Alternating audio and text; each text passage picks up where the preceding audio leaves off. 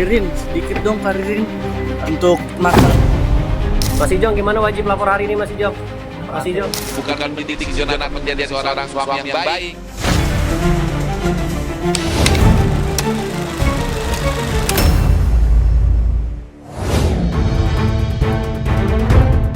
Mulut Ririn Dwi Ariyanti masih terkunci. Kemarin-kemarin masih bisa tersenyum kepada awak media. Sekarang, kekasih Jonathan Frizzy itu bak tengah memainkan peran antagonis yang mengharuskannya membanting pintu mobil di depan orang banyak. Gimana Kak Ririn, udah sempat jengukin Kak Ijong belum sih Kak? Untuk masalah 2 dekade menyelami dunia hiburan, Ririn seolah tak siap menghadapi resiko diburu awak media. Karena belum mengklarifikasi kabar angin yang berhembus liar terkait kasus obat terlarang yang menjerat Ijong kekasihnya. Nggak tahu. Ijong yang selama ini dikenal sebagai aktor berkelakuan baik menjadi prototipe pria metroseksual yang menggabungkan gaya hidup sehat dan keglamoran. Tiba-tiba dituding sebagai salah satu dalang peredaran liquid etomidate yang didatangkan dari Thailand.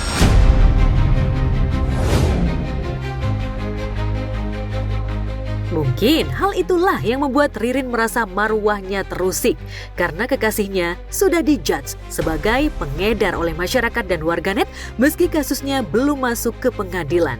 Dan yang membuat Ririn mendadak paranoid berada di keramaian, statusnya sebagai kekasih Ijong membuatnya dikait-kaitkan dengan kasus vape yang mengandung zat anestesi keras itu.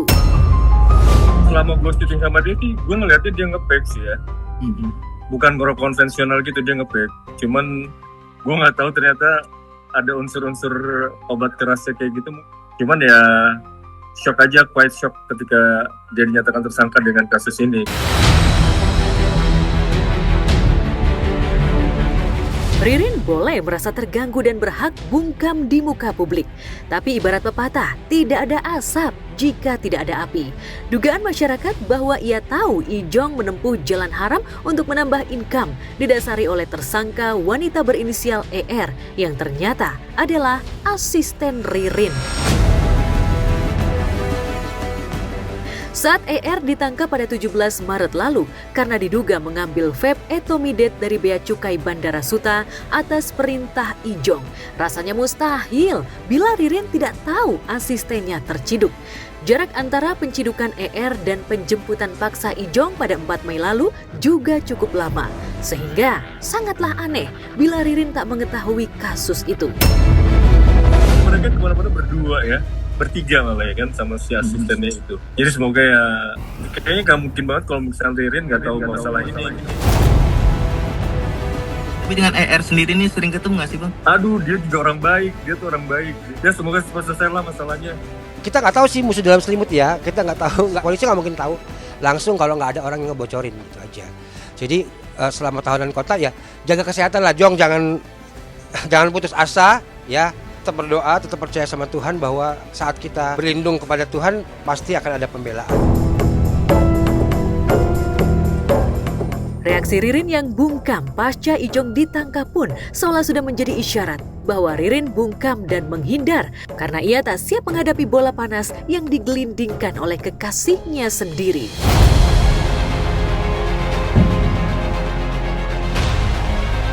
Dari hasil penyidikan, Ijong bersama 3 tersangka lainnya termasuk ER tergabung dalam grup WhatsApp berangkat yang dibentuk Ijong untuk memantau dan mengawal peredaran vape etomidate dari luar negeri ke Jakarta. Penyidik Satres Narkoba berhasil menangkap tersangka pertama inisial BTR. Kemudian berkembang kepada tersangka kedua, seorang perempuan inisial ER, 34 tahun. Dari keterangan kedua tersangka inilah kemudian muncul nama JR. Dari hasil keterangan, itu memiliki peran membuat WhatsApp group untuk mengatur barang Catrice ini atau etomidate ini bisa masuk. Mas Ijong, grup WA berangkat tuh gimana Mas Ijong? Nanti Mas kita Ijong. belum baca berkas perkara Ya, support semuanya, Ririn ya. gimana Mas Ijong? Di Jakarta, tepatnya Bandara Suta, komplotan Ijong beberapa kali berhasil meloloskan vape yang mengandung obat keras itu dan mereka mendapatkan keuntungan ekonomi yang cukup fantastis. Setelah melakukan pendalaman interogasi, ternyata vape ini didapatkan dari seorang yang berinisial EDS. EDS ini merupakan seorang yang memang sudah menjadi radar di kalangan kepolisian dan bea cukai.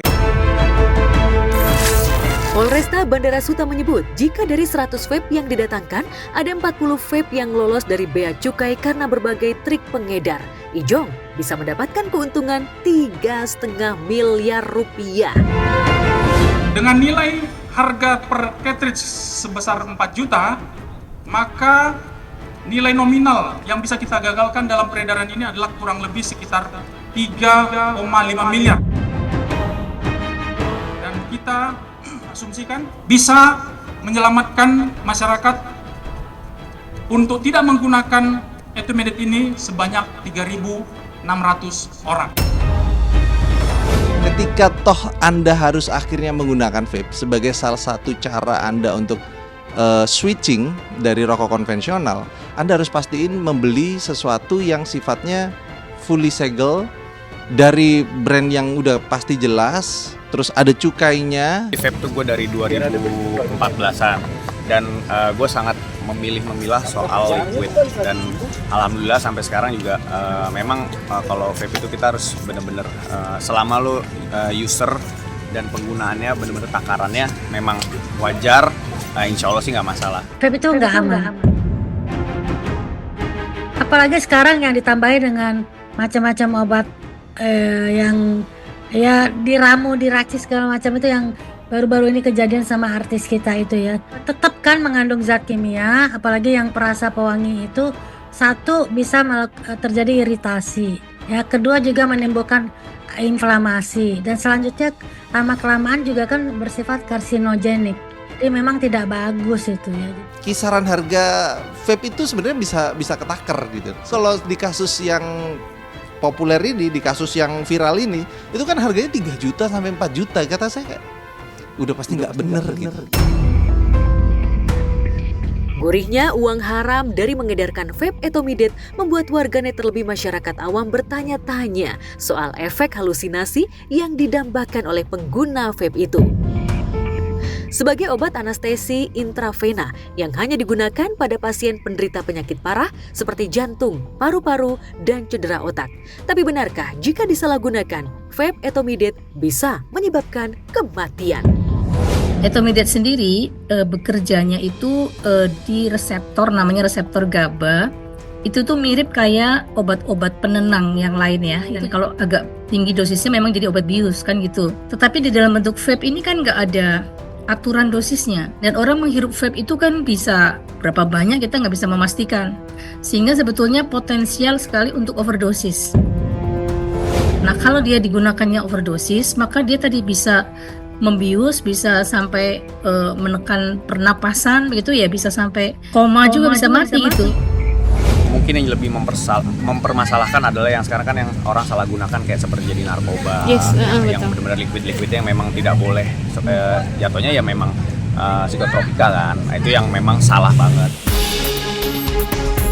Meski tidak ditahan seperti ketiga rekannya karena harus menjalani recovery pasca operasi hemoroid, Ijong sulit lolos dari Hotel Prodeo. Mas Ijong gimana wajib lapor hari ini Mas Ijong? Mas Ijong. Ya, kooperatif Mas Ijong. Ya, kooperatif Mas Ijong.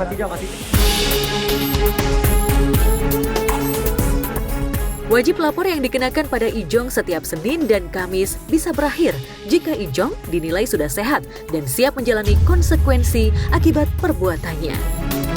Halo, Mas Ijong.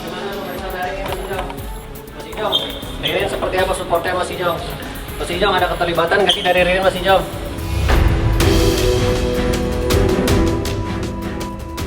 Tiga kali datang ke Polresta Bandara Suta sejak berstatus tersangka, Ijong masih mengenakan sarung. Keponakan Beni Simanjuntak ini seolah ingin memperlihatkan kepada pihak berwajib dan masyarakat bahwa kondisinya belum pulih, hingga belum bisa mengenakan celana panjang seperti biasa. Mas Ijong, kesehatannya sejauh ini seperti apa? Mas Ijong?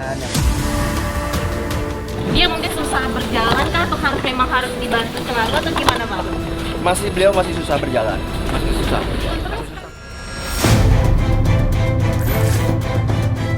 Sarung hitam, jaket hoodie hitam, dan topi hitam seolah menggambarkan betapa kelamnya hidup yang bakal Ijong jalani pasca tersandung kasus obat terlarang. Lalu benarkah pasca menjadi tersangka, Ijong belum pernah dijenguk Ririn Dwi Ariyanti kekasihnya? Mungkinkah Ririn tahan mental dan setia menanti Ijong bebas dari jeratan hukum?